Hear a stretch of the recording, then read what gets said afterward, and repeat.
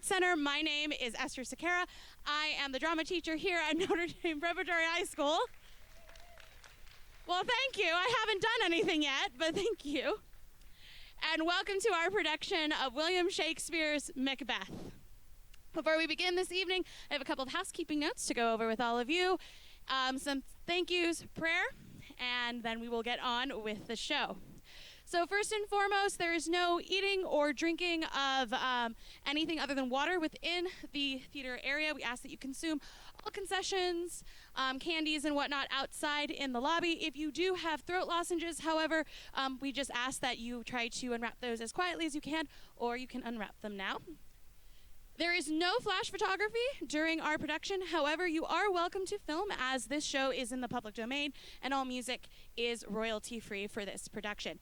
Please, again, though, no flash photography as the flashes can cause a distraction to the actors as well as to your fellow patrons.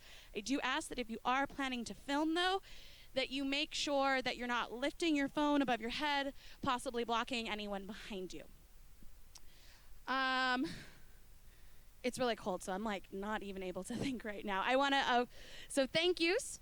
I would like to extend a thank you to all of my parents who have worked tireless hours and have come in to set up our wonderful lobby and get our concession stands ready, who have worked tirelessly with their own students, whether they be in the cast and crew, helping them prep for the show, long nights, all of it, driving people back and forth. Thank you so, so much. Also, I'd like to thank all my adult designers. I would like to thank all my student designers and, of course, my cast and crew who have worked many, many hours to put on this production. The final note is there is some stage fighting in this show. All stage fighting was choreographed by a certified stage combat instructor, Andrea Robertson.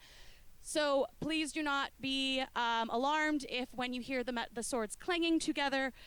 Yes, they are actually metal, but again, they choreographed. They have been rehearsed for 2 months with a expert in that field. And then one final thank you again for NDP maintenance team and everyone else that works behind the scenes here at school on staff, faculty to make this possible. If I could have you guys open to the back of your program and get the house lights up a little bit. We will begin in prayer. Every show, I choose a saint to be our patron. And for this show, I decided to choose Saint Joseph, who is the most chaste spouse of our Blessed Mother Mary, as well as the patron of a happy death, and my favorite title to include for this show, Terror of Demons. He is everything that Macbeth should be, and Macbeth isn't. And so he felt very appropriate to be our patron for this show. So I'll go ahead and read the prayer and just ask you to join us at the end when I say pray for us. So as we begin all things, in the name of the Father, the Son, and the Holy Spirit. O Saint Joseph, whose protection is so great, so strong, so prompt before the throne of God, I place in you all my interests and desires. O Saint Joseph, do assist me by your powerful intercession and obtain for me from your divine Son all spiritual blessings through Jesus Christ our Lord, so that having engaged here below your heavenly power, I may offer my thanksgiving and homage to the most loving of fathers. O Saint Joseph, I never weary contemplating you and Jesus asleep in your arms. I dare not approach while he reposes near your heart. Press him in my name, this cast's name, this crew's name, designers, all that worked on this show, and all that need prayers and comfort in this time, and kiss his fine head for me and them, and ask him to return the kiss when I and those that are involved and need prayers draw their dying breath. Saint Joseph, patron of departing soul, terror of demons, and Our Lady, patroness of Notre Dame, pray for us. In the name of the Father, the Son, and the Holy Spirit. Thank you, and enjoy Macbeth.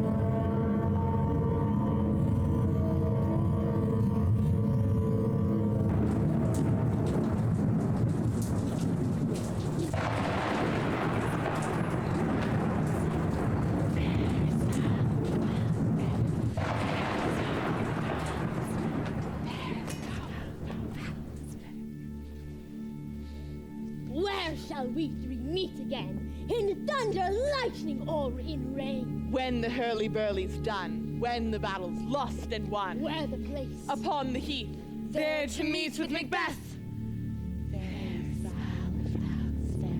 There is foul and foul is fair. There is foul and foul is fair. Hover through the fog and filthy air!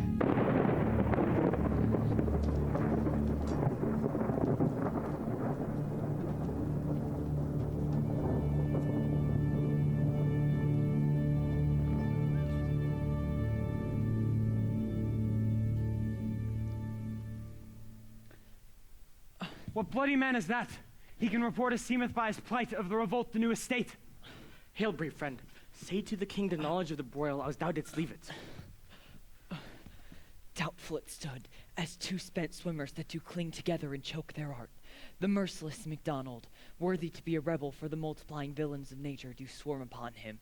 From the western isles of kerns and gallow glasses is applied, and fortune, on his damned coral, smiling, showed like a rebel's whore, but all's too weak for brave Macbeth, for he deserves that name, disdaining fortune with his brandished steel, which smokes with bloody execution, as valor's minion, till he unseamed him from the nave to the chops, and fixed his head upon our battlements. Oh, valiant cousin, worthy gentleman! And whence spring gains its reflection, shipwrecking storms and direful thunders break. Mark, King of Scotland, mark, no sooner justice had it, and then we were overswarmed by armies. Dismay not this our captains, Macbeth and Banquo? Yes, as sparrows, eagles, or hare the lion.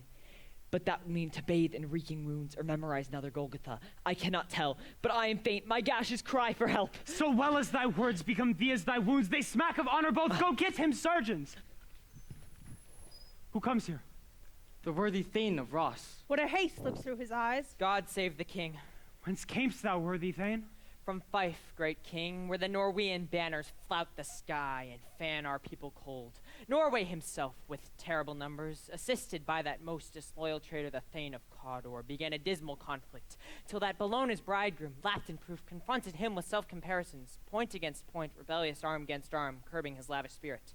And, to conclude, the victory fell on us. Great happiness. That now Sweno, the Norway's king, craves composition, nor would we deign him burial of his men, till he dispersed it at St. Colm's Int $10,000 to our general use. No more that Thane of Cawdor shall deceive our bosom interest. Go, pronounce his present death, and with his former title, greet Macbeth. I'll see it done. What he hath lost, noble Macbeth hath won.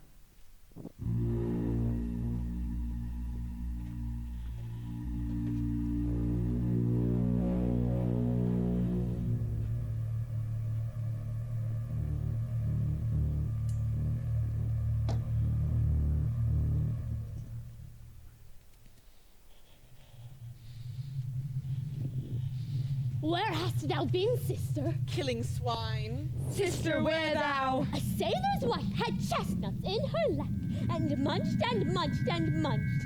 Give me, quoth I. All right, thee witch, the rump-fed runyon cries. Her husband to Aleppo gone, master of the tiger. But to deceive I'll thither sail, and like a rat without a tail. I'll do. I'll give thee a wind. Thou art kind. And I another. I myself have all the other, and the very ports they blow. All the courtiers that they know in shipman's card. I'll drain him dry as hay. Sleep shall neither night nor day hang upon his penthouse lid. He shall live a man forbid. Wary 7 nights, 9 times 9 shall he dwindle, peak, and pine. Yet his bar cannot be lost, though it shall be tempest tossed. Look what I have. Show me. Here I have a pilot's gun, wrapped as homeward he did come. A drum. Macbeth doth come. The weird sisters, hand in hand, posters of the sea and land, thus do go about, thrice to thine and thrice to mine, and thrice again to make up 9. Peace the charms wound up. How far is it called to Forest? What are these? So withered and so wild in their attire, that look not like the inhabitants of the earth, and yet are on't. Live you, or are you aught that man may question? You seem to understand me by each at once her choppy finger laying upon her skinny lips. You should be women, and yet your beards forbid me to interpret that you are so. Speak if you can. What are you?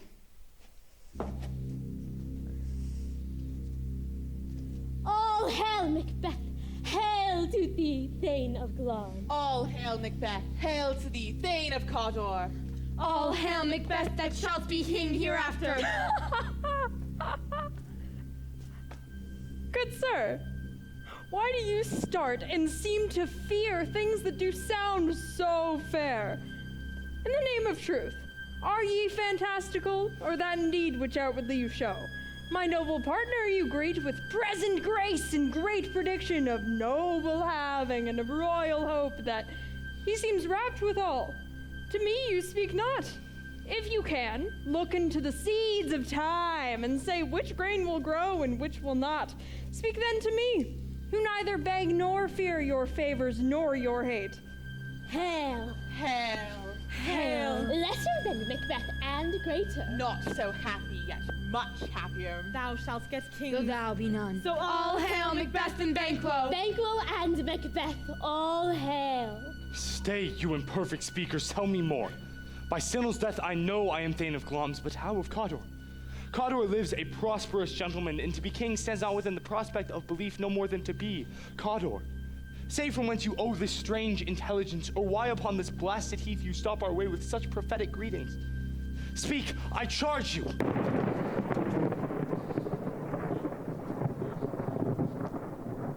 The earth hath bubbles as the water has, and these are of them. Whither are they vanished? Into the air. What seemed corporal melted as breath into the wind. Would they had stayed. Were such things here as we do speak about? Or have we eaten on the insane root that takes the reason prisoner? Your children shall be kings. You shall be king. And Thane of Cawdor too, went it not so? To the self-same tune in words. Who's here? The king hath happily received, Macbeth, the news of thy success, and when he hears of thy personal venture in the rebels' flight, his wonders and his praises do contend, which should be thine or his.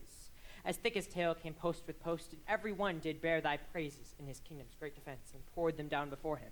We are sent to give thee from our royal master thanks, only to herald thee into his sight, not pay thee. And, for an earnest of a greater honor, he bade me from him call thee Thane of Cawdor, in which edition, hail, most worthy Thane, for it is thine. What, can the devil speak true? The Thane of Cawdor lives. Why do you dress me in borrowed robes? Who was the Thane lives yet, but under heavy judgment bears that life which he deserves to lose. Whether he was combined with those of Norway, or did line the rebels with hidden help, advantage, or that with both he labored in his country's wrack, I know not. But treason's capital, confessed and proved, have overthrown him. Glamis and Thane of Cawdor? The greatest is behind. I thank you, gentlemen, for your pains. Do you not hope for your children when those that gave me, the Thane of Cawdor, promise no less to them?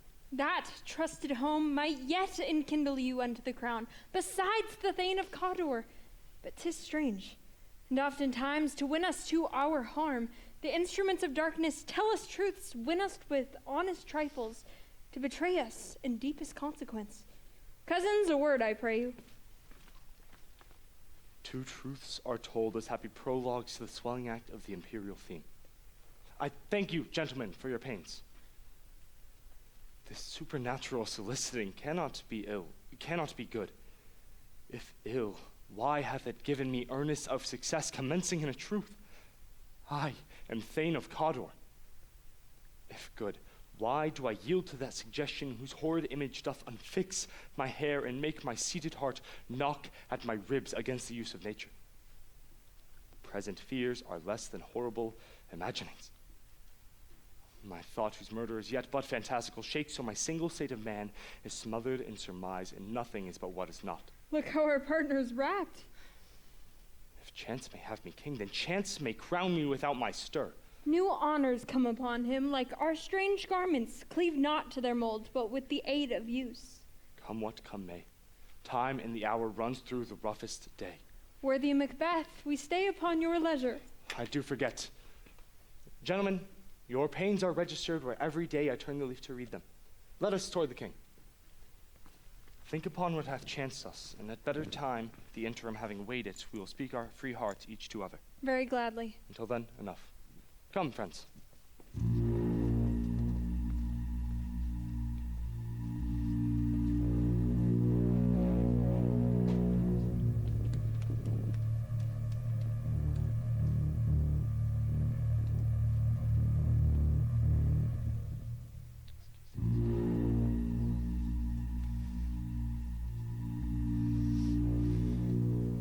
Is the execution done on Cawdor? Are not those in commission yet returned? They are not yet come back, my liege. But I spoke with one who saw him die, who did report that very frankly he confessed his treasons, implored your highness pardon, and sought a deep repentance. Nothing in his life became him like the leaving it. He died as one that had been studied in his death to throw away the dearest thing owed, as 'twere a careless trifle. There's no art to find the mind's construction in the face. He was a gentleman on whom I built an absolute trust. Oh, worthiest cousin, the sin of my ingratitude even now weighs heavy on me. Thou art so before that the swiftest wing of recompense is slow to overtake thee. Would thou hadst less deserved that a proportion of both thanks and payment might have been mine. Only I have left to say, more is thy due than more than all I can pay. The service and loyalty I owe in doing it pays itself. Welcome hither. I have begun to plant thee, and will labor to make thee full of growing. Noble Banquo, thou hadst no less deserved, nor must be known, no less to have done so. Let me enfold thee and hold thee to my heart. There, if I grow, the harvest is your own. My plenteous joys, wanton in fullness, seek to hide themselves in drops of sorrow. Sons, kinsmen, thanes, and you whose places are nearest, know we will establish our estate upon our eldest, Malcolm, whom we name hereafter the Prince of Cumberland, which honor must not unaccompanied invest him only, but signs of nobleness like stars shall shine on all deservers. God save the Prince of Cumberland. From hence to Inverness and bind us further to you. I'll myself make my wife joyful with the hearing of your approach, so humbly take my leave. My worthy Cawdor. The Prince of Cumberland. That is a step on which I must fall down or leap, for in my way it lies. Stars, hide your fires, let not light see my black and deep desires. The eye wink at the hand, yet let that be which the eye fears when it is done to see. True worthy Banquo, he is so valiant, and in his commendations I am fed. It is a banquet to me. Let's after him whose care is gone before to bid us welcome. It is a peerless kinsman.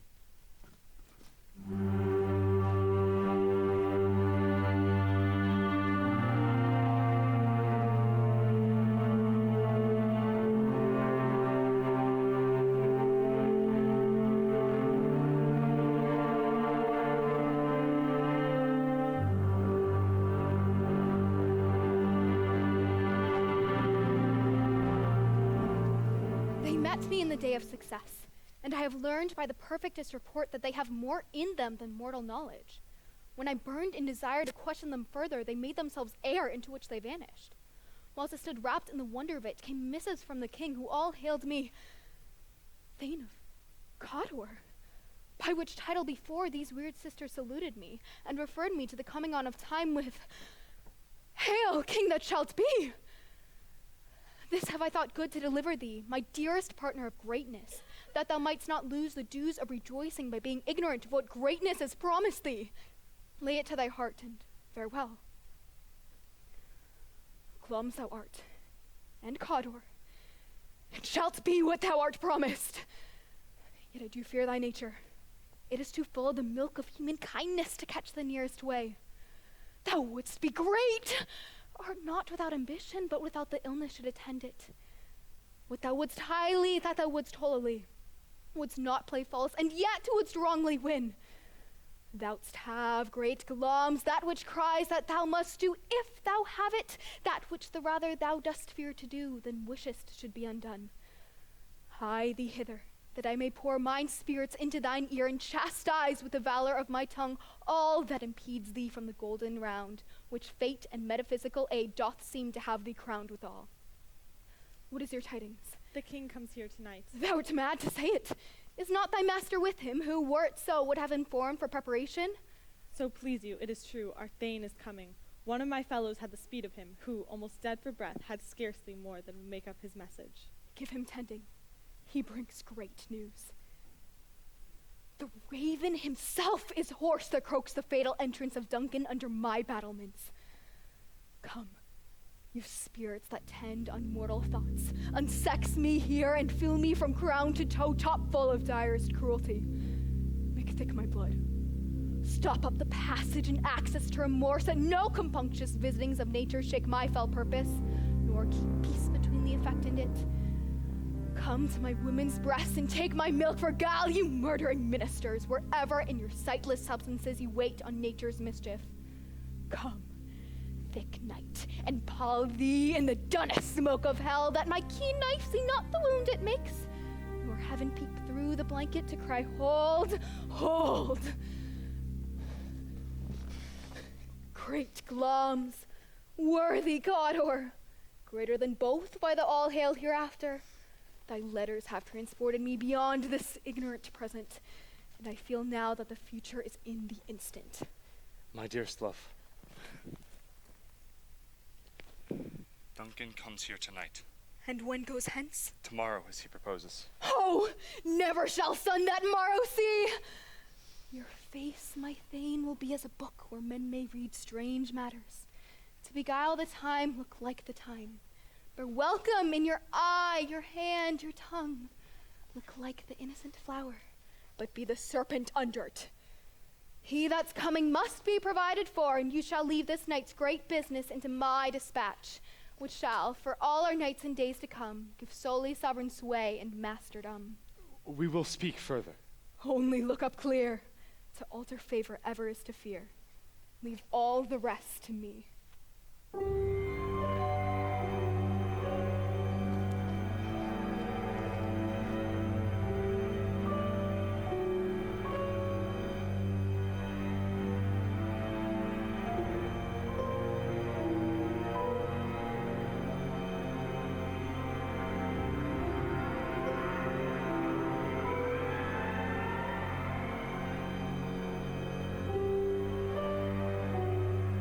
Castle hath a pleasant seat. The air nimbly and sweetly recommends itself unto our gentle senses. This guest of summer, the temple-haunting martlet, does approve by his loved mansionry that the heaven's breath smells wooingly here. No jutty, frieze, buttress, nor coign of vantage, but this bird hath made his pendant bed and procreant cradle. Where they most often haunt, I have observed, the air is delicate. See, our honored hostess, that love that follows us sometime is our trouble, which we still thank as love. Herein I teach you how to bid God ill thus for your pains, and thank us for your trouble.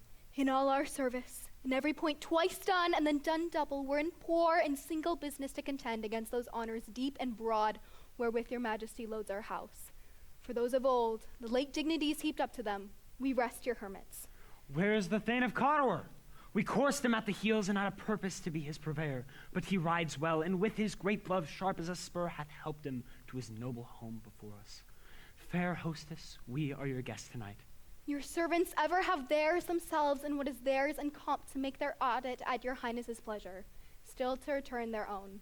Give me your hand. Conduct me to mine host. We love him highly and shall continue our graces towards him. By your leave, hostess.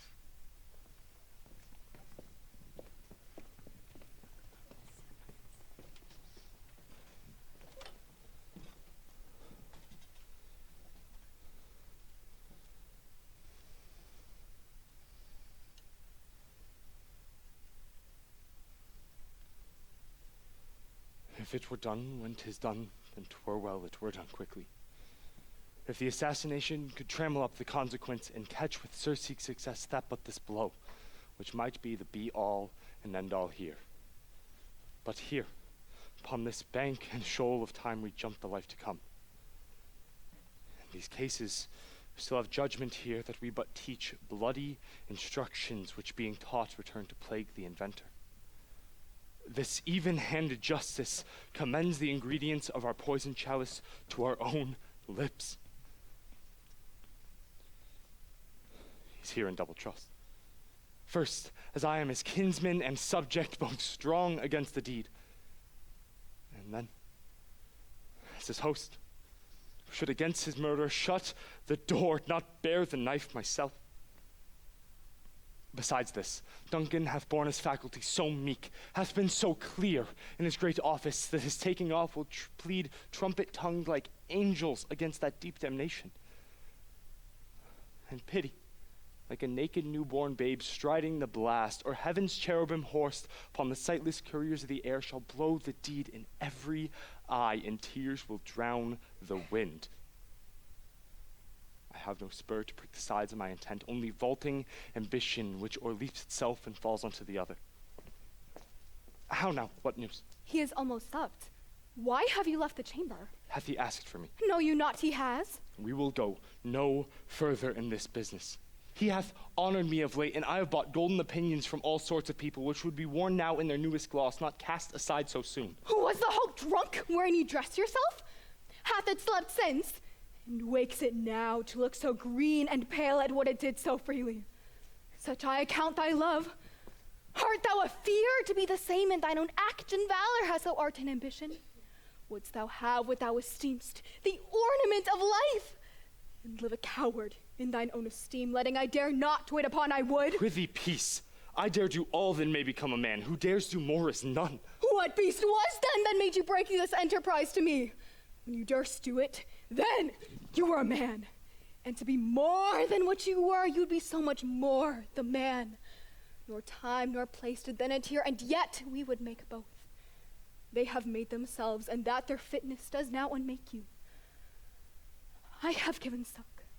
Know how tender it is to love the babe that milks me.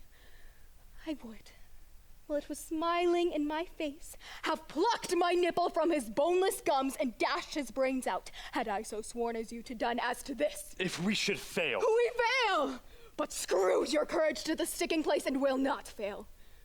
When Duncan is asleep, whereto the rather shall his hard day's journey soundly invite him, to chamberlains will I with wine and wassail so soundly convince memory, that warder of the brain shall be but a fume, and the receipt of reason a limbeck only. What cannot you and I perform upon the unguarded Duncan? And what not put upon his spongy officers who shall bear the guilt of our great quell? Bring forth men children only, for thy undaunted metal should compose nothing but males.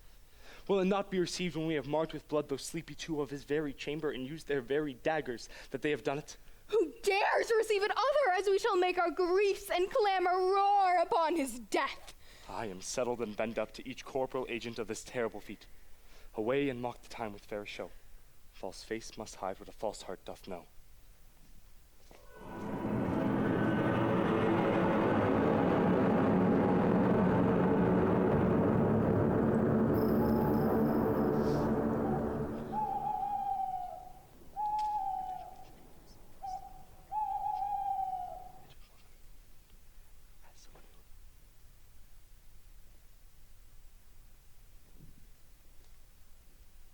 How goes the night, boy? The moon is down. I have not yet heard the clock. And she goes down at 12. I take it is later. Hold. Take my sword. There's husbandry in heaven. Their candles are all out. Take thee that too. Heavy summons lies like lead upon me, and yet I would not sleep. Merciful powers restrain in me the cursed thoughts that nature gives way to in repose. Give me my sword. Who's there? A friend. What, sir? Not yet at rest? The king's abed. He hath been in unusual pleasure, and sent forth great largesse to your offices. This diamond he greets your wife withal, by the name of most kind hostess, and shut up in measureless content. Being unprepared, our wills became the servant to defect, which else should free have wrought. All's well. I dreamt last night of the 3 weird sisters. To you they have showed some truth. I think not of them. Yet when we can entreat an hour to serve, we should spend it in some words upon that business, if you would grant the time. At your kindest leisure. If you shall cleave to my consent when 'tis, it will grant honor for you. So I lose none in seeking to augment it, but still keep my bosom franchised and allegiance clear. I shall be counseled. Good repose the while. Thanks, sir. The like to you.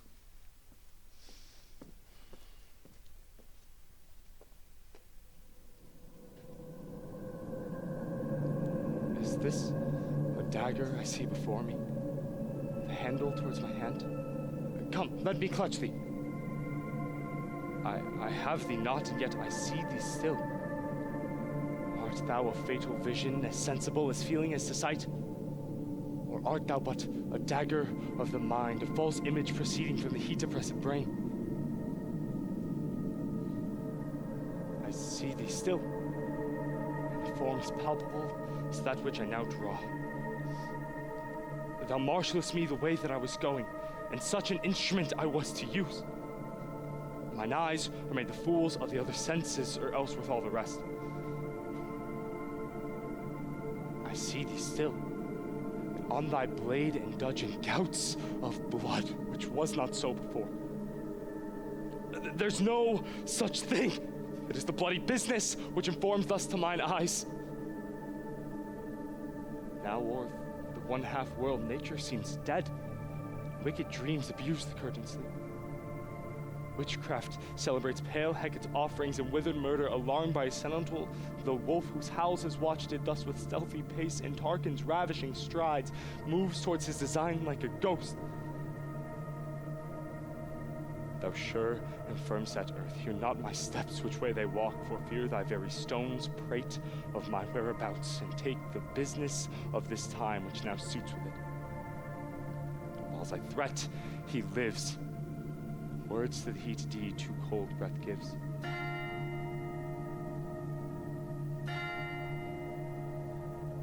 I go when it is done.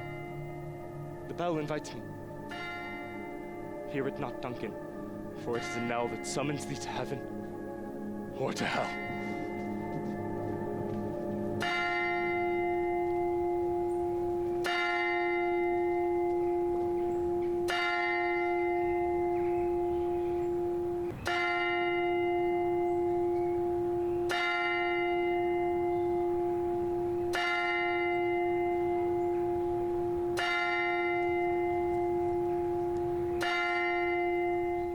That which hath made them drunk hath made me bold.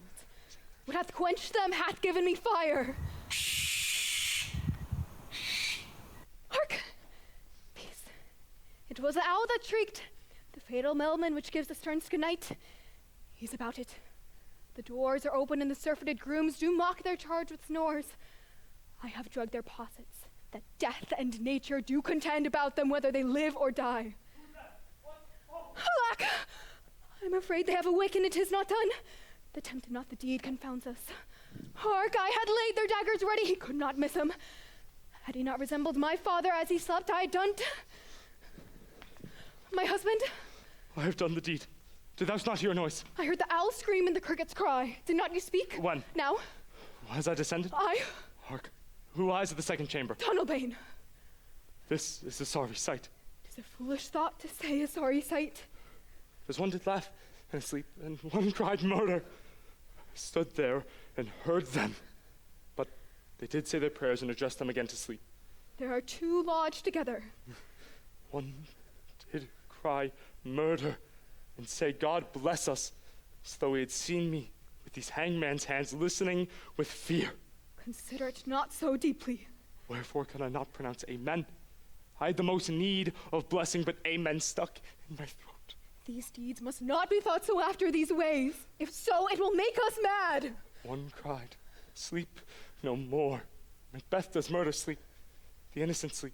Sleep that knits up each day's raveled sleeve of care, death of each day's life, chief nourisher in life's feast. What do you mean? But still it cried, sleep no more to all the house. Glamis hath murdered sleep, and therefore Cawdor shall sleep no more. Macbeth shall sleep no more. Who was it that thus cried? Why, worthy Thane, you do unbend your noble strength to think so brain sickly of these things. Go, get some water to wash this filthy witness from your hand. Why did you bring the daggers from the place? They must lie there. Go, carry them and smear the sleepy grooms with blood. I'm afraid to think what I've done. Look at it again, I dare not. Infirm of purpose. Give me the daggers. The sleeping and the dead heart but as pictures. 'Tis the eye of childhood that fears a painted devil. If he do bleed, I'll gild the faces of the grooms withal, for it must seem their guilt. Whence is that knocking? How is it that every noise appalls me?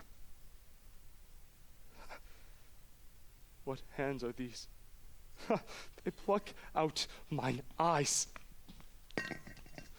Will all great Neptune's ocean wash this blood clean from my hand? No. Rather than so, the multitudinous seas incarnate in, making the green one red.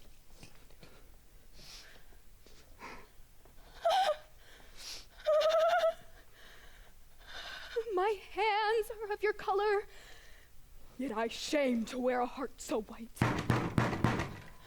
I hear a knocking at the south gate. Retire we to our chambers. A little water clears us of the steed. How easy is it then? Your constancy hath left you unattended. Hark, more knocking.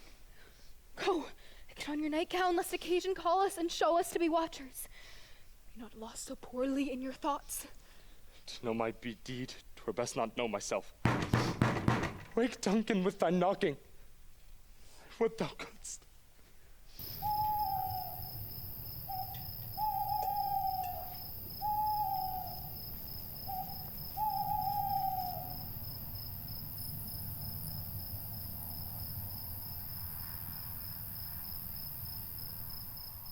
Here's a knocking indeed.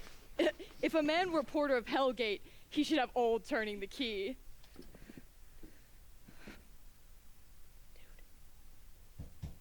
Knock, knock. Who's there in the name of Beelzebub? Here's a farmer that hanged himself on the expectation of plenty. Come in time, have napkins about you here. You'll sweat for it. Knock, knock. Who's there in the other devil's name? Faith, here's an equivocator that could swear in both scales against either scale, who committed treason enough for God's sake, yet could not equivocate to heaven. Oh, come an equivocator. Knock, knock. Faith, here's an English tailor come hither for stealing out a French hose. Come in, tailor. Here, you may roast your goose. Knock, knock. Never at quiet. And what are you? But this place is too cold for hell. I shall devil porter it no further. I had thought to let in all professions come the primrose way to the everlasting bonfire. Anon, anon!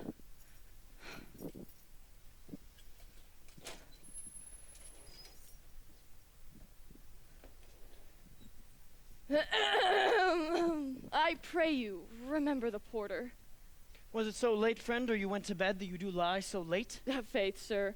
We were carousing till the second cock. And drink, sir, is a great provoker of three things. What three things does drink especially provoke? Marry, sir, nose painting, sleep, and urine. It provokes and unprovokes. It provokes the desire, but it takes away the performance. Therefore, much drink is said to be an equivocator with lechery. It makes him, and it mars him. It sets him on, and it takes him off.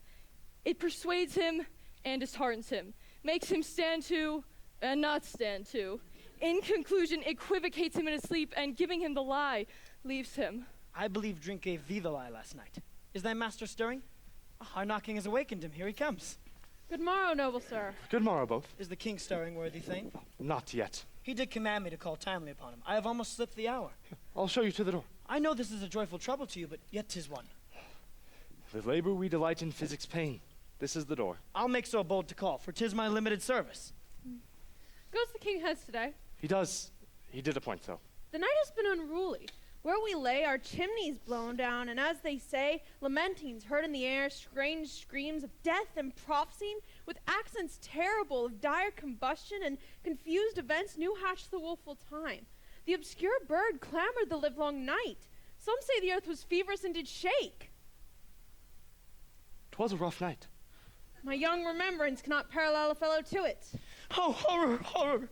Tongue nor heart cannot conceive nor name thee. What's the matter? Confusion hath made his masterpiece. Most sacrilegious murder hath broke ope the Lord's anointed temple and stolen thence the life of the building. What is it you say, the life? Mean you, his majesty? Approach the chamber, destroy your sight with the new Gorgon. Do not bid me speak. See and then speak yourself. Awake, awake! Ring the alarm bell. Murder and treason. Malcolm, Banquo, Donalbain, awake. Shake off this downy sleep, death's counterfeit, and look on death itself. Up, up, and see the great doom's image. Malcolm and Banquo, as for your graves, rise up and walk like sprites to countenance the horror. Ring the bell! What's the business that such a hideous trumpet calls to parlay the sleepers of the house? Speak, speak! Oh, gentle lady, 'tis not for you to hear what I shall speak, for the repetition in a woman's ear would murder as it fell. Oh, Banquo, Banquo, our royal master's murdered. Whoa! Alas! What? In our house? Too cruel anywhere. Dear Duff, I pray thee contradict thyself and say it is not so. But died an hour before this chance I had lived a blessed time. For from now on, there's nothing serious in mortality. Renown and grace is dead, all is but toys. And the mere lees is left this vault to brag of. You are, and do not know it. The very fountain, the spring, the head of your blood is stopped. The very source of it is stopped. Your royal father is murdered. By whom? Those of his chamber scene had done it. Their faces and hands were all badged with blood, which, like their daggers, which unwiped we found upon their pillows. They stared and were distracted. No man's life was to be trusted with them. Oh, yet I do repent me of my fury that I did kill them. Wherefore did you so? Who can be wise, amazed, temperate, and neutral, loyal? In a moment, no man. My expeditious love outran the pause of reason.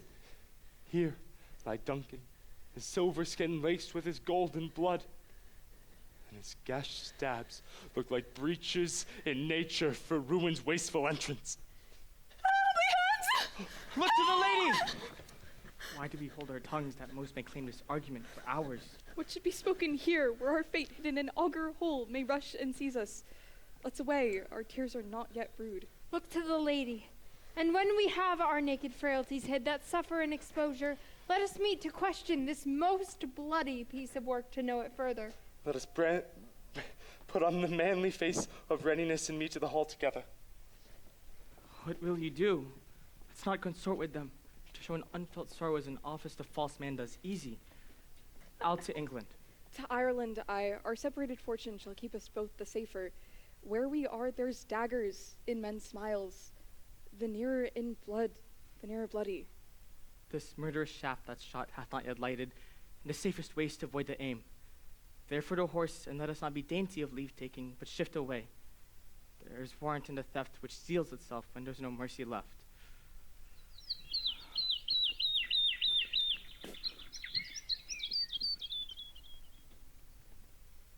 Macduff, how goes the world, sir, now?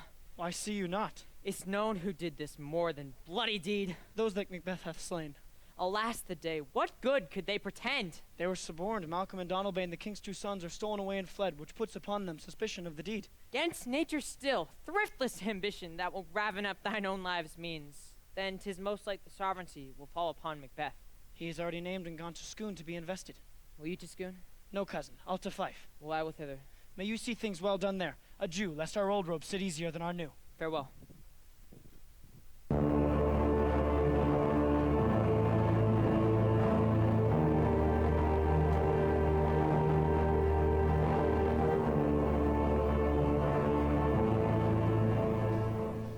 Thou hast it now. King, Cawdor, Gloms, all as the weird women promised. And yet I fear thou playedst most foully for it. Yet it was said it should not stand in thy posterity, but that myself should be the root and father of many kings. If there come truth from them, as upon thee, Macbeth, their speeches shine, may they not be my oracles as well, and set me up in hope? But hush, no more. Here's our chief guest. If he had been forgotten, it has been as a gap in our great feast, and all thing unbecoming. Tonight we'll hold a solemn supper, sir, and I'll request your presence. Let your highness command upon me, to the which my duties are with the most indissoluble tie forever knit. Ride you this afternoon. Aye, my good lord. We had else desired your good advice in this day's council, but have that tomorrow. Is it far you ride? As far, my lord, as will fill up the time twixt this and supper. Fail not our feast. My lord, I will not. We hear our bloody cousins are bestowed in England and in Ireland, not confessing of a cruel parricide. But of that tomorrow. I hie you to horse. Adieu till tonight. Goes Fleance with you. Aye, my good lord, our time does call upon us. I wish you swift and sure foot, and I do commend you to your horses' backs. Farewell. Let every man be the master of his time till 7 o'clock at night. We'll keep ourselves alone till supper time. Until then, God be with you. Sirrah, a word, please. Attend those men our pleasure. There, my lord, Bring without them the palace before gates. To be thus is nothing but to be safely thus. Our fears in Banquo stick deep, and in his royalty of nature reigns that which would be feared. 'Tis much he dares, and in his dauntless temper of his mind he hath a wisdom that doth guide his valor to act in safety. There's none but he whose being I do fear. And under him my genius is rebuked. As it is said, Mark Antony's was by Caesar. He chid the sisters when I first put the name of king upon me and bade them speak to him. Then, prophet-like, they hailed him father to a line of kings. Upon my head they placed a fruitless crown and a barren scepter in my grip, thence to be wretched with an unlineal hand, no son of mine succeeding. For Banquo's issue I have filed my mind. It is he, and only he, that I have murdered gracious Duncan, and put rancors in the vessel of my peace, but only for them, and mine eternal jewel, which will be given to the common enemy of man, making them kings. The seed of Banquo kings. Rather than so, come fate into the list and champion me to the utterance. Who's there? Wait outside the gate. I'll call upon you shortly. Was it not yesterday we spoke together? It was, so please your highness. And have you thought of my speeches? I am one, my liege, whom the vile blows and buffets of the world hath so incensed that I am reckless of what I do to spite it. And I another, so weary with disasters and tugged with fortune that I would set my life on any chance to mend it or be rid on't. Both of you know Banquo is your enemy. True, my lord. So is he mine, that his very nearest of life thrusts against mine. We shall, my lord, perform what you command us. Though our lives... Your lives shine through you. Within this hour I will grant you where to plant yourselves, acquaint you with the perfect spy of the time, of the moment to do it, for it must happen tonight. And with him, to leave no rubs nor botches in this work, his son Fleance, whose absence is no less material to me than is his father's. And they must meet the dark fate of the night. Abide yourselves apart. I'll come to you anon. We are resolved, my lord. Banquo, take thy soul's flight. If it must find heaven, must find it out tonight.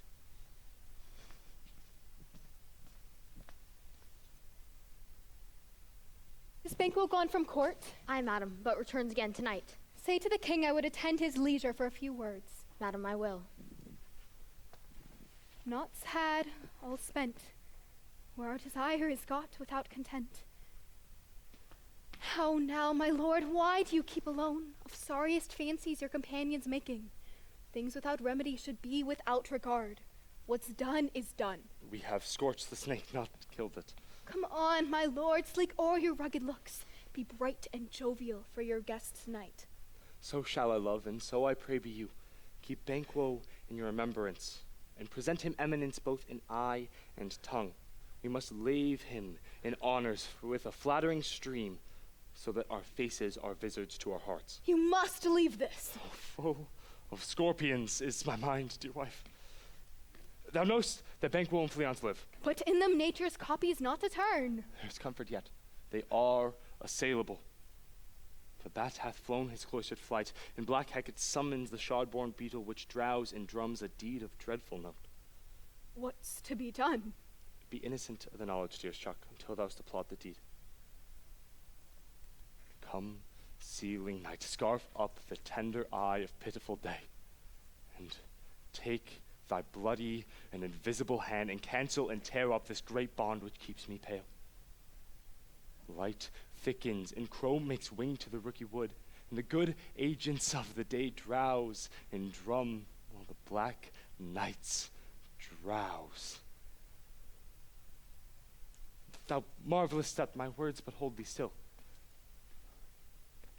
Things bad, them strong, by ill.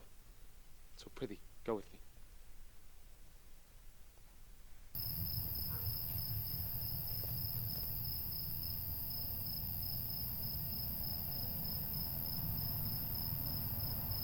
Join with us. Macbeth. Fine, then stand with us. Hark, I hear horses. Give us a light there, ho! And 'tis he. The rest that are within the note of expectation already are in the court. His horses go about. Almost a mile, but he does as most men do, make it his walk to the palace gate.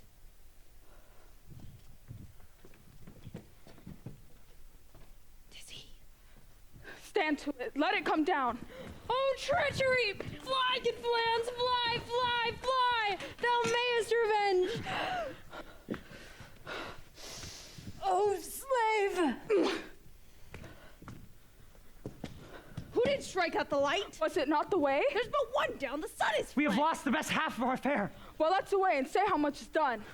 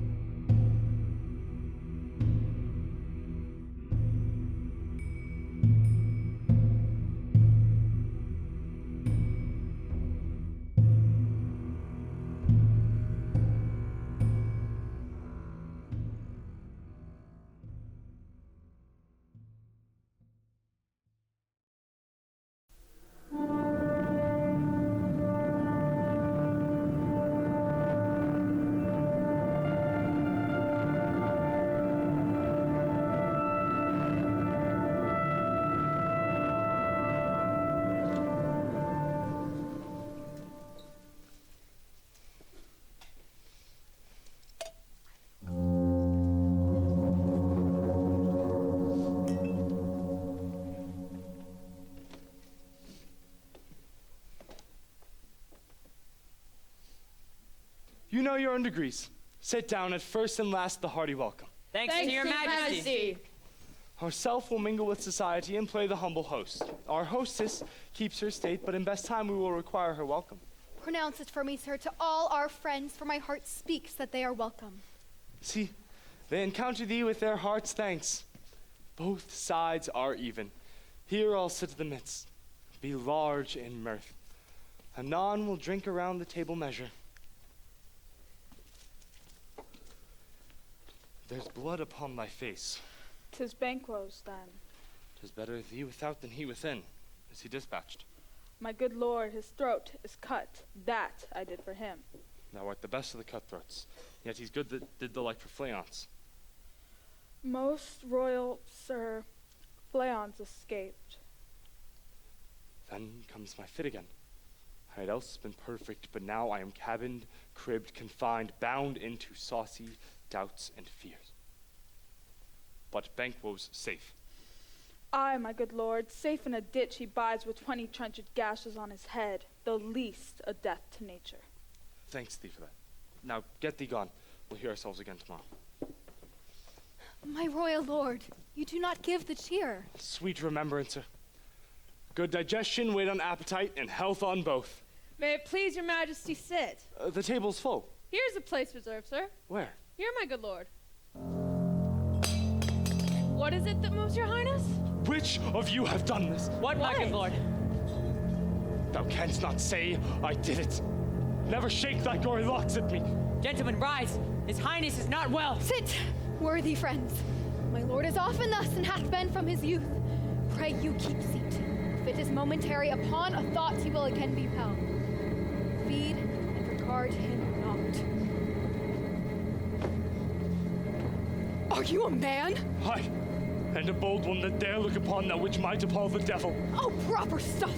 This is the very painting of your fear. This is the air-drawn dagger which you said led you to Duncan. Oh, these frauds and starts, impostors to true fear, would well become a woman's story at a winter's fire authorized by her grandam. Shame itself. When all's done, but on a stool. Prithee, see there, behold, how say you? Why canst I? If thou cannot speak, too, by charnel houses and graves send those we bury back that are monuments of the maws of kites. What? Quite unmanned and folly? If I stand here, I saw him. Fie, for shame! There once was a time that when the brains were out, there'd be an end, and they would die. But now, the graves send those we bury back with 20 mortal murders on their crowns, pushing us from our stools. My royal lord, your noble friends do lack you. I do forget. Do not muse at me, my most worthy thanes. I have a strange infirmity which is nothing to those that know me. Come, love and health all. Here I'll sit. Give me some wine, fill full.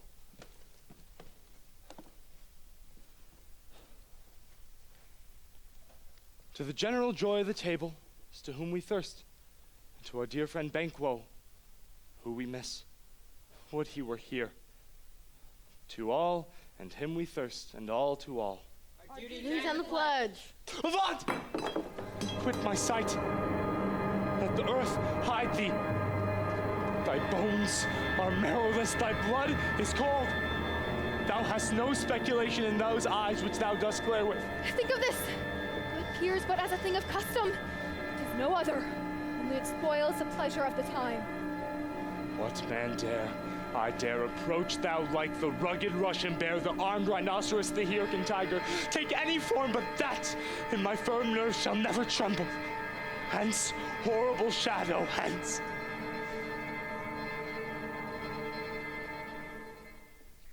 Why, so being gone, I am a mannequin. Pray thee, sit still. You have displaced the mirth, broke the good meeting with most admired disorder. You make me strange even to the disposition that I owe, when now I think you can behold such sights and keep the natural ruby of your cheeks. What sights, my lord? Pray you, speak not. He grows worse and worse. Question enrages him. At once, good night. Stand not upon the order of your going, but go at once. Good night, and better health attend his majesty. A kind good night to all.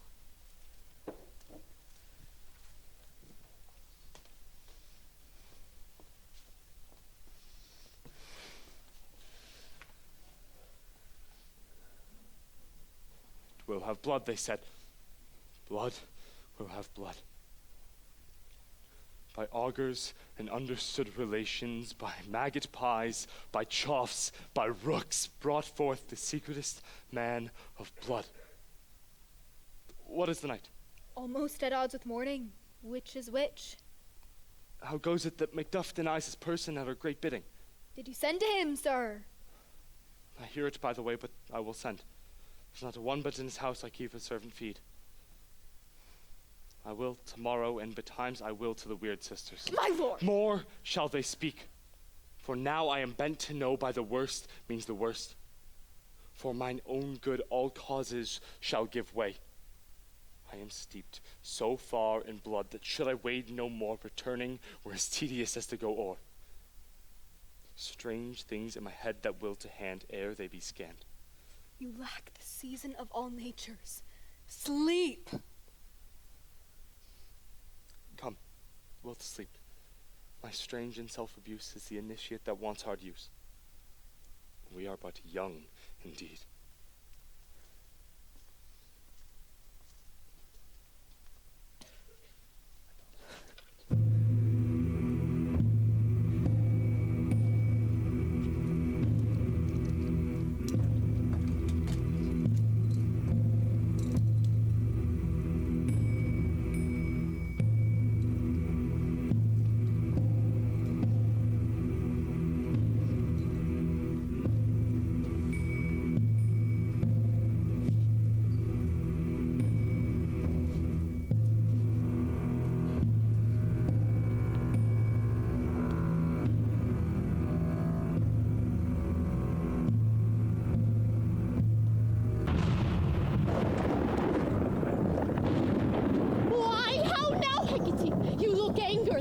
Have I not reason? Beldams as you are, saucy and overbold, how did you dare to trade and traffic with Macbeth in riddles and affairs of death, and I, the mistress of your charms, the close contriver of all harms, was never called to bear my part or show the glory of our art? But make amends now. Get thee gone, and at the pit of Acheron meet me in the morning. Thither he will come to know his destiny. Your vessels and your spells provide your charms and everything beside. I am for the air.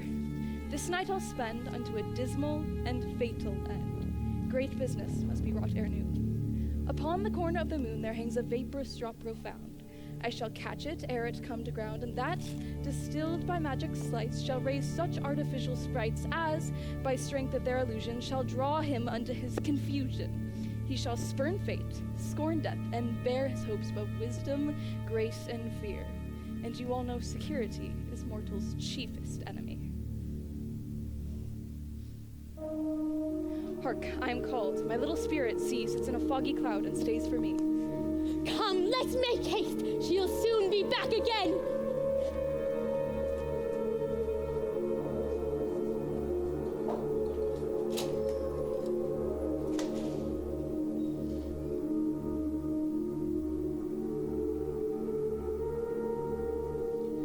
My former speeches have but hit your thoughts which can interpret farther. Only I say things have been strangely born. The gracious Duncan was pitied of Macbeth. Marry, he was dead. And the right valiant Banquo will walk too late, for you may say, if it please you, Fleance killed, for Fleance fled. Men must not walk too late. Who could want the thought of how monstrous it was for Malcolm and for Donalbain to kill their gracious father? Damned fact, how it did grieve Macbeth. Did he not in pious rage the two delinquents tear, who were the thralls of sleep and slaves of drink? Was not that nobly done? Aye, and wisely too, for it would have angered any heart alive to hear the men deny it. And I do think he had borne all things well. And I do think, had he Duncan's son under his key, and as it please heaven he shall not, they were to find to kill a father. So should Fleance. But peace, for from broad words and cause his presence failed at the tyrant's feast. I hear Macduff lives in disgrace. Can you tell me where he bestows himself? The son of Duncan lives in the English court and is received of the most pious Edward with such grace that the malevolence of fortune nothing takes from his high respect. Thither Macduff is gone to pray upon the holy king to wake Northumberland and warlike Seward, that, by the help of these, with him above to ratify the work, we may again give to our tables meat, sleep to our nights, free from our feasts and banquets bloody knives, do faithful homage and receive free honors, all which we pine for now.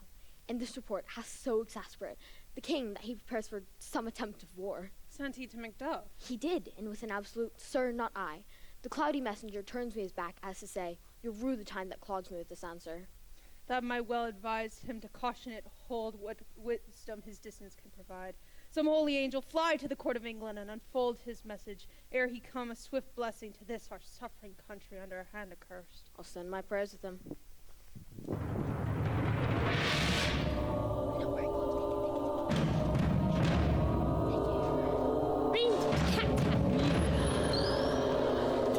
Harpy your cries, 'tis time! 'Tis time.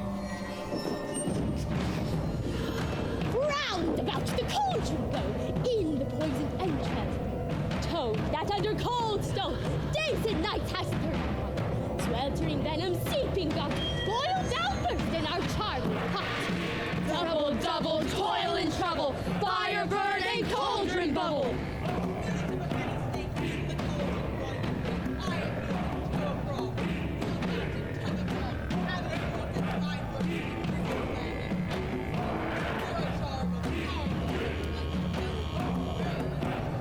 Double, double, toil and trouble, fire burn and cauldron bubble.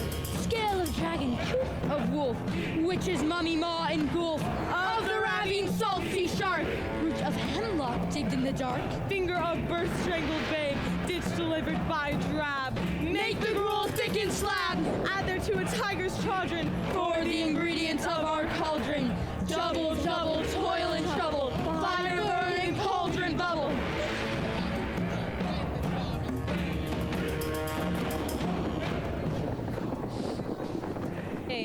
Now about the cauldron sing, like elves and fairies in a ring, enchanting all that you put in.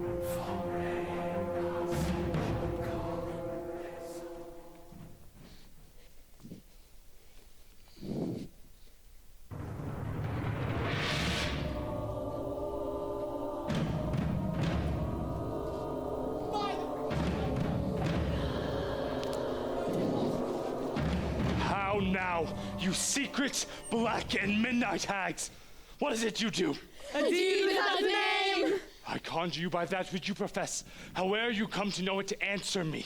Even though you untie the winds and let them fight against the churches, though ye see waves confound and swallow up, answer me to what I ask you. Speak. Demand. Will answer. Say if the rats either hear it from our mouths or from our masters. Call them. Let me see them. Pouring south blood that hath eaten her 9 pharaoh, sweat that's grease from the murder she was thrown to the flame. Come high or low, thyself in office deftly show. Tell me, thou unknown's power. He knows thy thought. Hear his speech, but say thou not. Macbeth, Macbeth, Macbeth! Beware the thane of fight. Beware Macduff. Dismiss me. Enough. Whate'er thou art for thy good caution, thanks but one word more. He will not be commanded. Here is another more potent than the first. Had I 3 ears, I'd hear thee. Be bloody, bold, and resolute. Laugh to scorn the power of man, for none of women born shall harm Macbeth. Then live, Macduff. What need I fear of thee? But I'll make assurance double sure and take a bond of fate. Thou shalt not live until pale-hearted fear lies in sleep in spite of thunder. What's this that rises like the issue of a king, and upon his round and top wears the brow of sovereignty? Listen, but speak not to it! Be lion-mettled, proud, and take no care who chafes, who frets, or conspirers are. Macbeth shall never vanquish thee until great Burnham Wood, high Dunsinane Hill, shall come against him. Oh, yes, you were playing the That trivia will never with be. us. Who can impress the forest, bid the tree unfix his earth-bound root? 8. Sweet Bodeman's good. Our high-placed Macbeth shall live his leech of nature, pay his breath to time and mortal custom. My heart throbs to know one thing more. If thou unknown's power can tell so much, shall Banquo's issue ever reign in this kingdom? Seek to know no more! Deny me this, and an eternal curse fall on you! What is this noise? Show. Show his eyes and grieve his heart. Come like shadows, so depart. Thou art too like the spirit of Banquo. Down! Thy crown does hear mine eyeballs, and thy other gold-bound brow is like the first, a third is like the former. Filthy hags! Why do you show me this? The fourth, start, eyes, what will the lines stretch out to the crack of doom? A seventh, I'll see no more, but there's an eighth that bears the glass that shows me many more, with twofold balls and trouble scepters carry. That's a horrible sight! Now I know 'tis true, for the blood-bolted Banquo smiles upon me and points at them for his. What? Is this so? Ah, yes, sir. All this is so. But why stands Macbeth thus amazedly? Come, sisters, cheery up his sprites, and bring the best of our delights. I'll charm the air to give a sound, while you perform your antic round, that this May King may kindly say, our duties did his welcome pay. Fair is foul and foul is fair. Fair is foul and foul is fair. Fair is foul and foul is fair. Fair is foul and foul is fair. Hover to the fog and fill the air.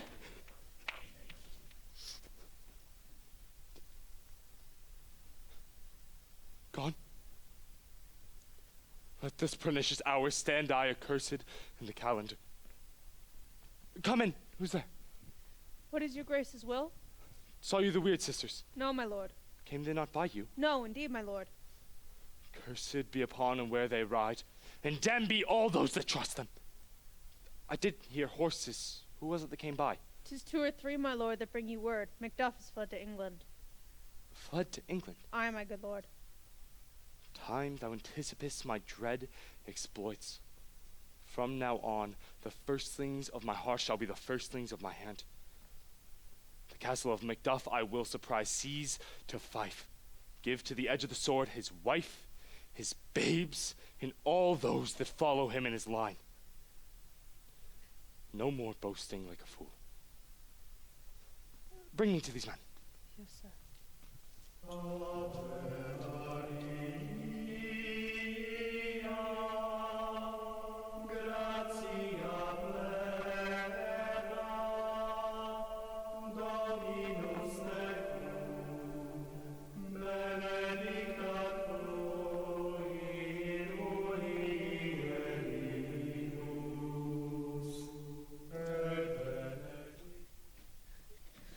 What had he done to make him fly the land? You must have patience, madam. He had none. His flight was madness. When our actions do not, our fears make us traitors. You know not whether it was his wisdom or his fear. Wisdom! To leave his wife, his babes, his mansions, and his titles in a place from whence himself does fly? He loves us not. For the poor wren, the most diminutive of birds, will fight her young within her nest against the owl. All is the fear, and nothing is the love, as little is the wisdom, from where the flight runs against all reason. My dearest cuz, I pray you school yourself. As for your husband, he is noble, wise, judicious, and best knows the fits of the season. I dare not speak much further, but cruel are the times when we are traitors and do not know ourselves, when we hold rumor from what we fear, yet know not what we fear, but float upon a wild and violent sea, each way and move. I take my leave of you. Shall not be long, but I'll be here again. Things at their worst will cease, or else climb upward to what they were before. My pretty cousin, blessing upon you.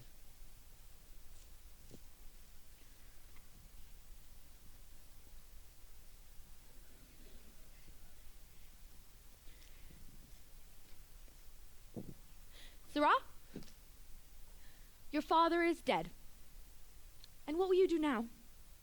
How will you live? As birds do, Mother. What, with worms and flies? With what I get, I mean. Poor bird, thou'st never fear the net, nor line, the pitfall, nor the gin. Why should I, Mother? Poor birds they are not set for. My father is not dead, for all you're saying. Yes, he is dead.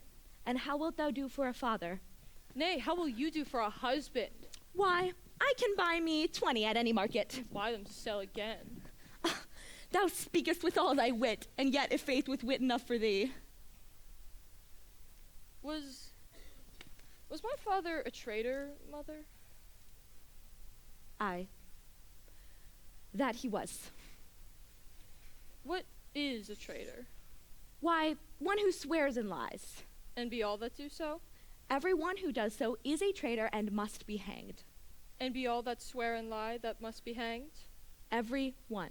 Then the liars and swearers are fools, for there are liars and swearers enough to beat the honest men and hang them up. God help thee, poor monkey. But how wilt thou do for a father? If he were dead, you'd weep for him. If you would not, it should be a good sign that I should quickly have a new father. Poor prattler, how thou talk'st. Bless you, fair dame. I am not to you known, though in your state of honor I am perfect. I doubt some danger does approach you nearly. If you will take a homely dame's advice, be not found here. Hence with your little ones. Heaven preserve you as your bride no longer. Unto me. Whither should I fly? I have done no harm, but I remember now that I am in this earthly world where to do harm is often laudable, to do good sometime accounted dangerous folly. Why then do I put up that womanly defense to say that I have done no harm? What are these faces? I hope in no place so unsanctified as thou mayest find him. Thou liest, thou shaggard filly! No! What? You He's coming! No! No! Baby mother, I pray thee.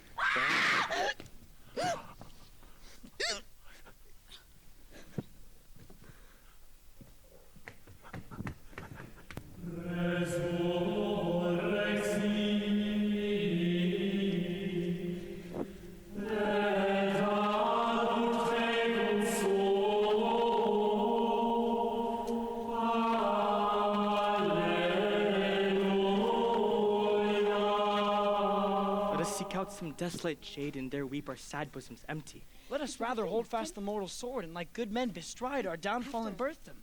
Each new morn, new widows howl, new orphans cry, new sorrows strike heaven on the face, that it resounds with Scotland and yelled out like syllable of dolor. When you spoke, it may be so perchance. This tyrant whose sole name blisters our tongues was once thought honest. You have loved him well. He hath not touched you yet. I am young, but something you may deserve of him through me, and wisdom to offer up a poor, weak, innocent lamb to appease an angry God. I am not treacherous. But Macbeth is.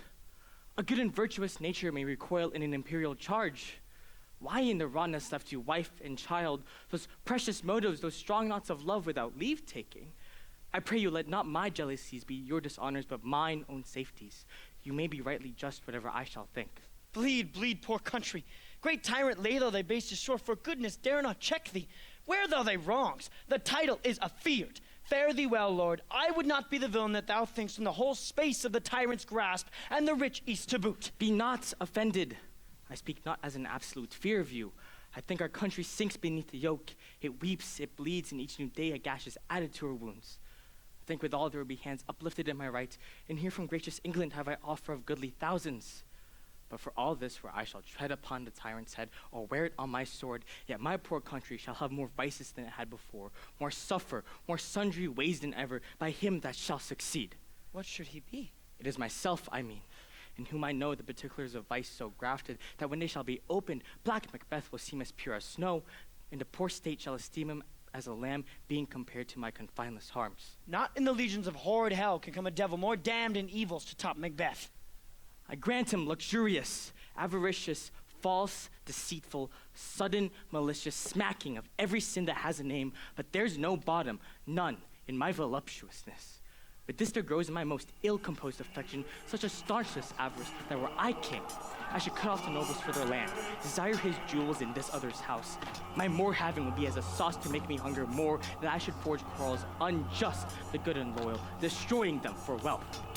The king becoming gracious as justice, verity, temperance, stableness, bounty, perseverance, mercy, lowliness, devotion, peace, courage, fortitude. I have no relish of them, but abound in the division of each several crime, acting it in many ways. Nay, had I power, I should pour the sweet milk of Concord into hell, uproar the universal peace, confound all unity on earth. Oh, Scotland, Scotland.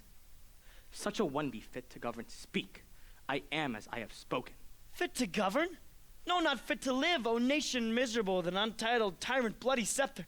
When shalt thou see thy wholesome days again, since that the truest issue of thy throne by his own interdiction stands accursed, and does blaspheme his breed? Fare thee well, Lord, these evils thou repeatest upon myself hath banished me from Scotland. O my breast, my hope ends here. Macduff, this noble passion, child of integrity, hath from my soul wiped to black scruples, reconciled my thoughts to thy good truth and honor. Devilish Macbeth by many of these strains hath sought to win me to his power, and modest wisdom plucks me from overcredulous haste.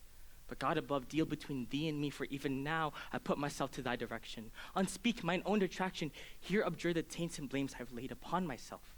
I am yet unknown to woman, never was forsworn, scarcely coveted what was mine own, at no time broke my faith, would not sell the devil to his fellow, and delight in no less than truth and life. What I am truly is thine in my poor country's to command. Whether indeed before thy here approach, old Seward with 10,000 men already at a point was setting forth. Now will together and our chance of goodness be like our warranted quarrel. Why are you silent? Such welcome and unwelcome things 'tis hard to reconcile. See who comes here. My fellow countryman. Yeah, I know him not. My ever gentle cousin, welcome hither. I know him now. Good God, but times remove the means that makes us strangers. Sir, amen. Stands Scotland where it did?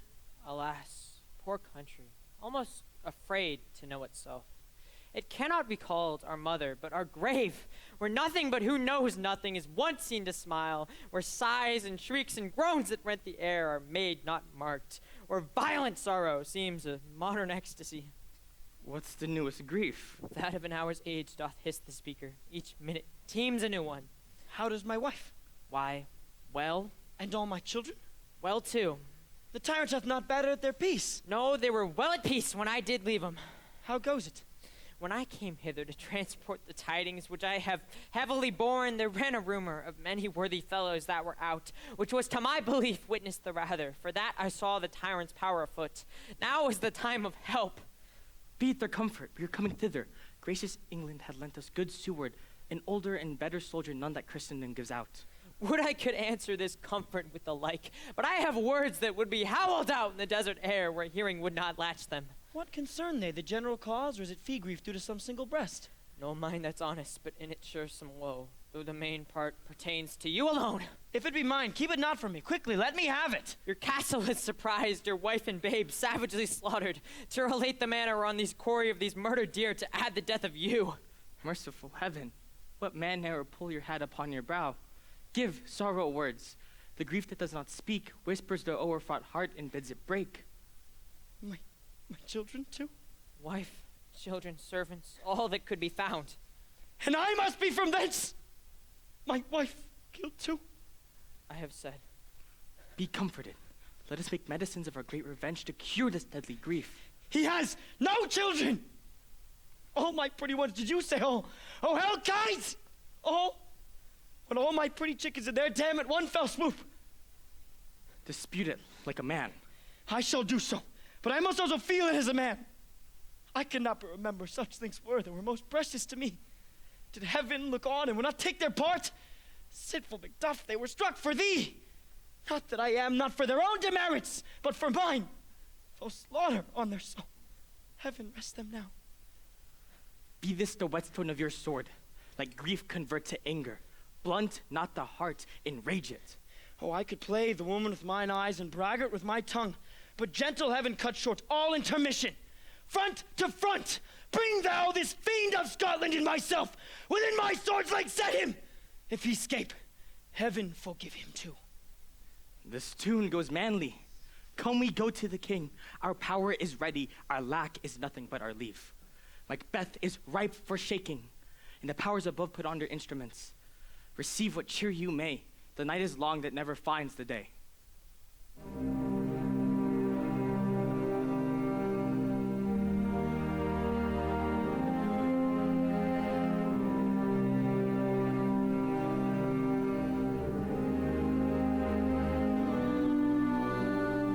I have 2 nights watched with you but can perceive no truth in your report. When was it she last walked? Since His Majesty went into the field, I have seen her rise from her bed, throw her nightgown upon her, unlock her closet, take forth paper, fold it, write upon it, read it, and afterward seal it, and again return to bed. Yet all this while in a most fast sleep. In the slumbery agitation, besides her walking and other actual performances, what at any time have you heard her say? That, sir, which I will not report after her. You may to me, and 'tis most meet you should. Neither to you nor anyone, having no witness to confirm my speech. Lo you, here she comes.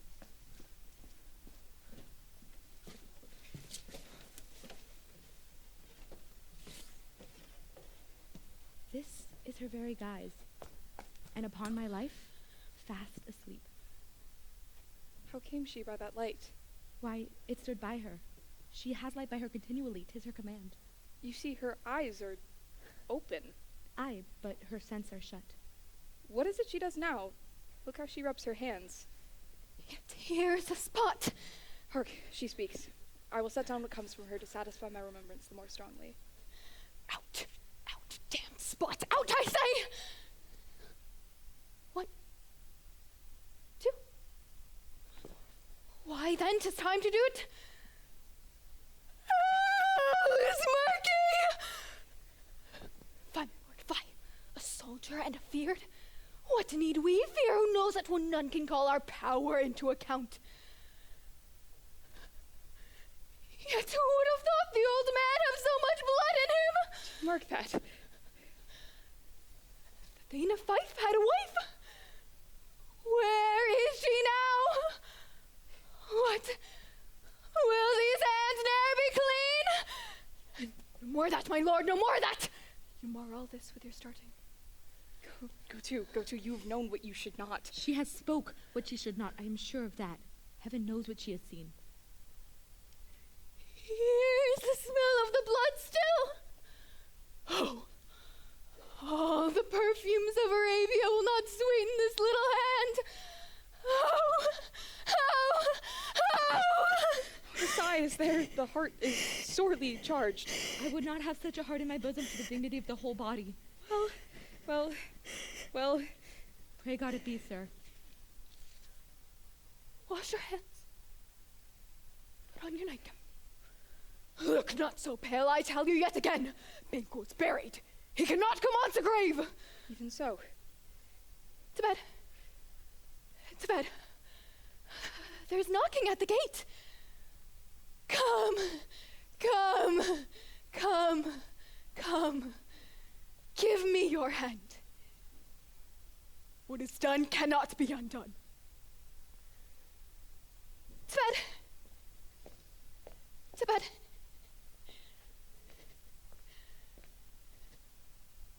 To bed. Will she go not to bed? Directly. Foul whisperings are abroad. Unnatural deeds do breed unnatural troubles. Infected minds to their deaf pillows will discharge their secrets. More needs she the divine than the physician. Oh, God, forgive us all. Look after her. Remove from her the means of all annoyance, and yet still keep eyes upon her. So, good night. Good night, good doctor.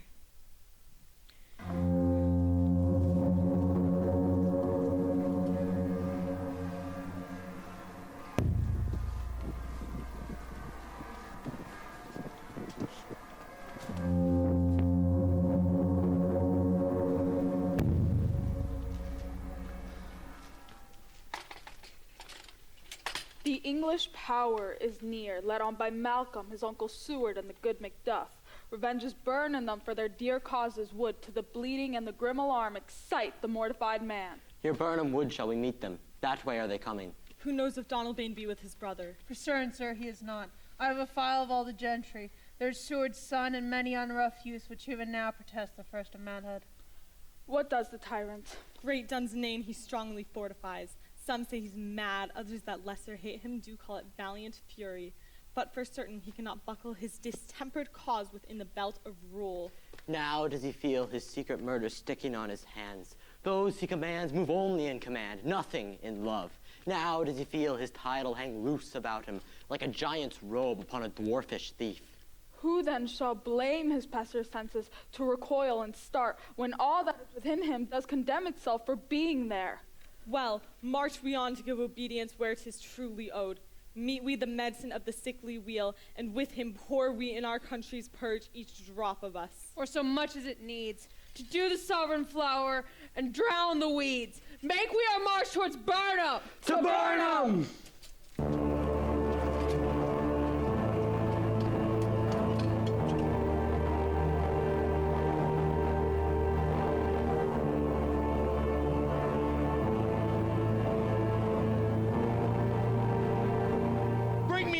Reports. Let them fly all till Burnham Forest become to Dunsinane I cannot taint with fear. What's that boy, Malcolm? Was he not born of woman? The mortal spirits that know all consequences have pronounced me thus. Fear not, Macbeth, for thou shalt not e'er have power over thee unless they are not born of woman. Then fly, false thanes, and mingle with the English epicures. The mind I sway by and the heart I bear shall never sag with doubt nor shake with fear. The devil damn thee black, thou cream-faced loon. Where gotst thou that goose look? There's 10,000. Geese, villain? Soldiers, sir. Death of thy soul. What soldiers, way face? Go prick thy face and overread thy fear, thou lily-livered boy. What soldiers, Patch? The English force, so please you. Take thy face hence. Seaton! I am sick at heart when I behold. Seaton, I say! This push will cheer me ever or deceit me now. I have lived long enough.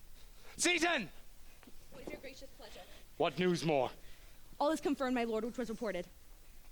I'll fight till my flesh and bones be hacked. Get me mine armor. 'Tis not needed yet. I'll put it on. Send out more horses, scur the country road. Hang those that talk of fear. How's thy patient, doctor? She's not so sick, my lord, as she is troubled with thick-coming fancies that keep her from rest. Cure her of that. Canst thou not pluck from the rooted sorrow, raise out a trouble unwritten? Therein the patient must minister to himself. Throw physic to the dogs, I'll none of it. Get me mine armor. Get me my staff. Seaton, send out. Doctor, the thanes fly from me. Come, sir, dispatch. If thou couldst, doctor, cast the water from my land, find the disease, and purge it till it is whole and sound, I would applaud thee. Pull it off, I say. Hast thou hear of a purgative drug that could scour the English hence? Aye, my good lord. Your Bring royal it pepper. before me. I will not be afraid of death and bane till Burnham Forest be come to Dunsinane. Crux fidei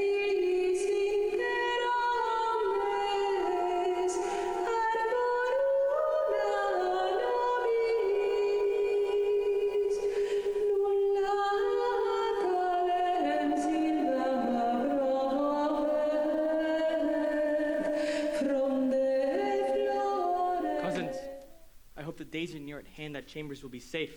We doubt it nothing. We learn no. Well, what is this before us? The wood of Burnham. Let every soldier hew and down a bow and bear it before him. Thereby shall we shadow the number of our host and make discovery ere in report of us. It shall be done.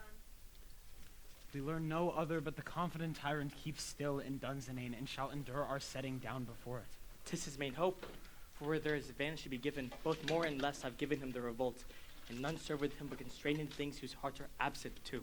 Let our just censures put we on the true event, and put we on industrious soldiership. The time approaches that will with due decision make us know what we shall say we have and what we owe. Thoughts speculative, their unsure hopes relate, but certain issue strokes must arbitrate, towards which advance the war! Huzzah!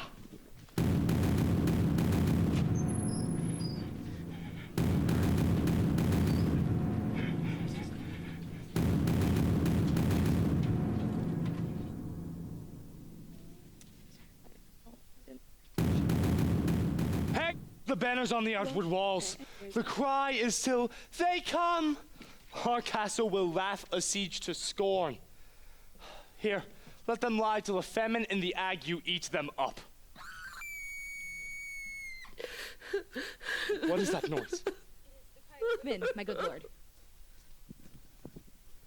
I had almost forgot the taste of fears. There once had been a time that my senses would have cooled to hear a night shriek, and a fell of hair would rouse and stir as if life were in it. I have supped full with horrors, and direness to my once slaughtered thoughts cannot start me. Wherefore was that cry? The queen, my lord, is dead. She should have died hereafter. There would have been time for such a word. Tomorrow, and tomorrow creeps. This petty pace from day to the last syllable of the recorded time, and all our yesterdays have lighted the fools to dusty death. Out, brief candle. Life's but a walking shadow, a poor player that struts and frets his time upon the stage, and then is heard no more. It is a tale told by an idiot, full of sound and fury signifying nothing.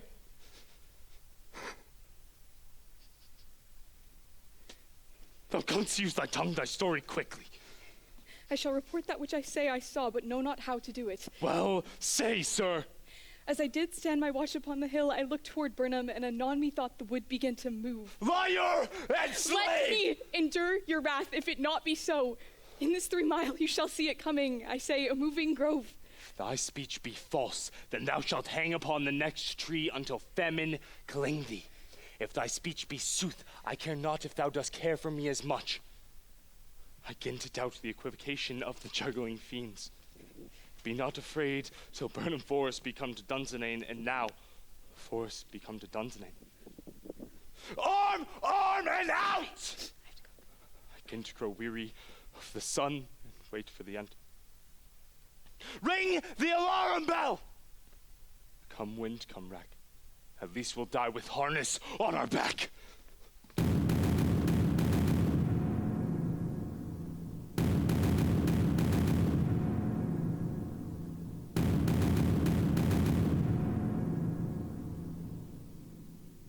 Now near enough, your leafy screens throw down and show like those you are.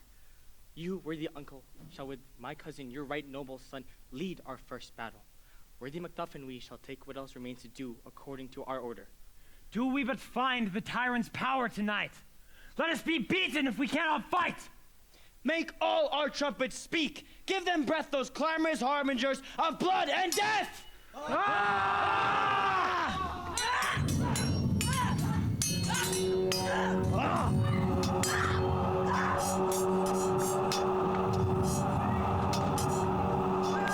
I cannot fly but bear light. I must fight this wars.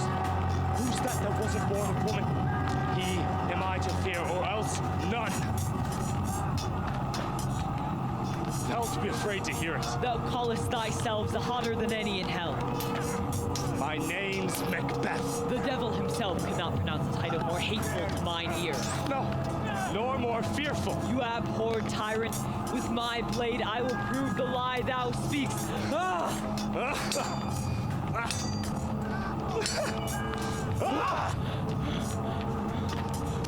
Thou wast born of a woman. But swords I smile at, and weapons laugh to scorn, brandished by that of woman born.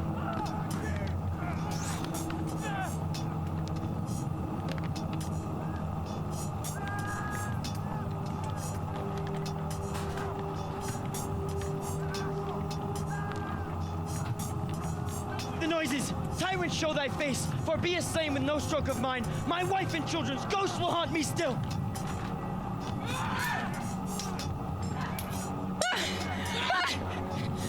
This way, my lord, the castle's gently rendered. The tyrant's people on both sides do fight. Noble thanes do bravely in the war. The day almost itself professes yours, and little is to do. We've met with foes that strike beside us. Enter, sir, the castle. Why should I play the Roman fool and die on mine own sword? Whilst I see lives, the gashes do better upon them. Turn, hellhound, turn! Of all men else, I have avoided thee, but get thee back. My soul is too much charged with blood of thine already. I have no words. My voice is in my sword, thou bloodier villain than terms can give thee out.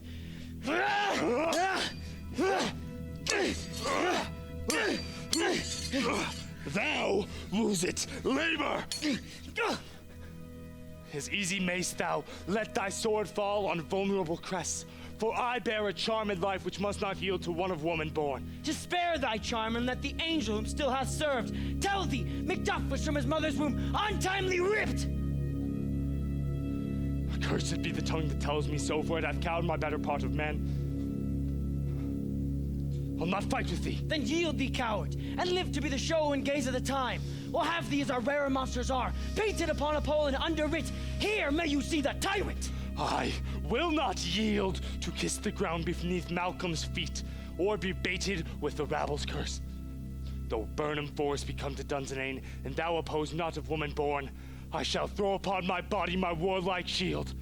Lay on, Macduff, and then be he that cries, hold enough! Or